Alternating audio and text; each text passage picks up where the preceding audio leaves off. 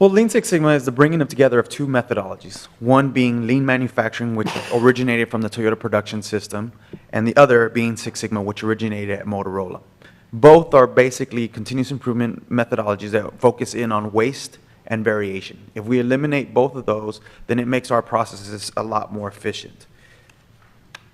In 2009, we were actually one of the few cities throughout the nation that actually went out and did a full deployment of the Lean Six Sigma program. In that time frame, we've trained numerous amount of people, but we first started out with what we call our Blue Belt training. And this Blue Belt training is basically our introduction to Lean Six Sigma, and we've trained all our key leaders, we trained all of our leadership, and of course our key leader team continues to act as our steering committee, making sure that we're continually working on the right things. Through that, we also do continuous training of our employees in what we call Green Belt training. Typically, we take 10 to 15 employees throughout on an annual basis, and we train them in this methodology so that they can go out there and work on projects that help improve the process of the city itself. The other side of that is we select a few individuals that are going to be classified as black belts. These black belts will then be part of what's called the PEP program itself and gets much more involved in the strategy of how to improve the city itself. Projects are the main thing that we do as black belts and green belts. To date, right now, we have 28 projects that are currently open. We've closed 72 projects since 2009, and then right now we have an additional 10 that have been proposed for us to look at and see.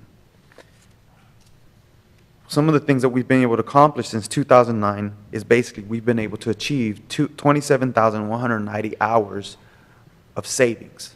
That's man hours. Dollar-wise, we've been able to actually accumulate $3.7 million in actual hard and soft dollar savings for the city. And as you can see, throughout the years, we've continually have grown that number, and we continue to work hard to try to achieve the highest maximum return on investment for the program itself. Currently, we are recruiting for the next round of green belts. From that, we'll also have a next round of black belts that we'll be starting training in August.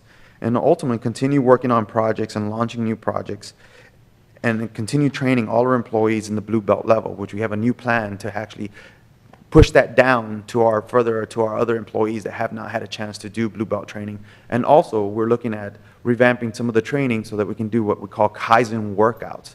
So this is where we attack a lot of small projects, but it gives us the leverage ability of getting much more people involved in our program itself. So that's where we're at today. Is there any questions in regards to the Lean Six Sigma? Well, I think we've seen the results of the Lean Six Sigma program here, and I know we'll be hearing more about it later. I do have a question. It's Yes, sir. Great programs, yes. How many black belts do we have now? Right now, we currently have 7, And or 8, including myself. And they're scattered through different departments? Yes, sir. in the city? The typical ratio is 1 black belt per 100 employees. And we may end up with a few more, especially in some of the departments that are needing a little more help to launch. But right now, that's kind of where we're at, is the 1 per Good. 100.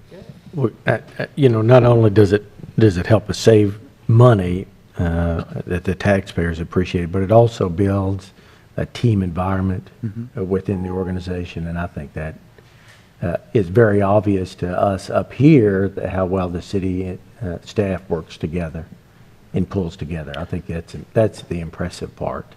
Later on, we'll see some actual employees present their projects, and for me, that's been the most rewarding piece, is the teamwork that you're talking about, plus seeing these employees grow and develop and gain confidence and do some things that they've never done before, getting out of their comfort zone, and them coming up with the actual projects that they want to pursue in their own departments. So it's not management pushing something down. It really is bubbling up from the department level, and that's why I think the momentum is continuing. Right.